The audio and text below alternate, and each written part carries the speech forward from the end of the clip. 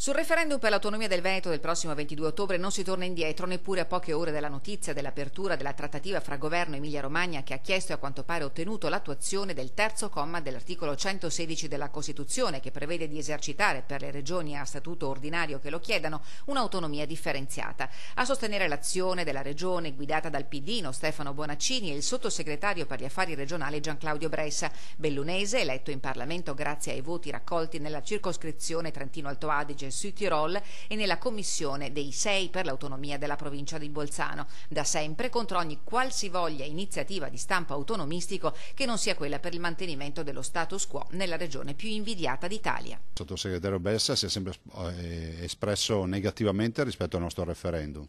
Se non rispetti la volontà nostra, almeno rispetta quella della Corte Costituzionale, che ha detto a noi andate a fare il referendum. Sulla trattativa per l'autonomia differenziata dell'Emilia-Romagna, Zaia è chiaro. Da 16 anni a questa parte non c'è una regione che ha avuto almeno una delle 22 competenze previste dalla Costituzione. Se porteranno a casa tutte le 22 le competenze, avranno aperto la strada per il Veneto e la Lombardia.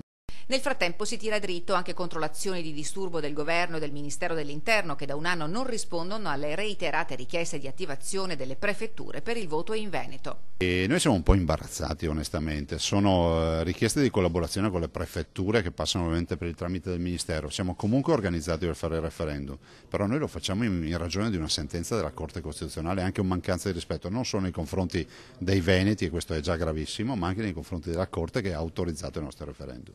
Quanto all'Election Day, nessuna preclusione della Regione ad ospitare le schede per la consultazione sull'autonomia della provincia di Belluno, ma, fa sapere Zaia, non possiamo accollarci i costi che non competono a noi. E apertura pure alle schede del referendum per la separazione di Venezia da Mestre, ma per quest'ultimo la Regione ha dato mandato ai suoi consulenti di verificare che tutto sia a posto, a partire dalla data di indizione della consultazione, questa sì, di competenza esclusiva del Presidente Zaia.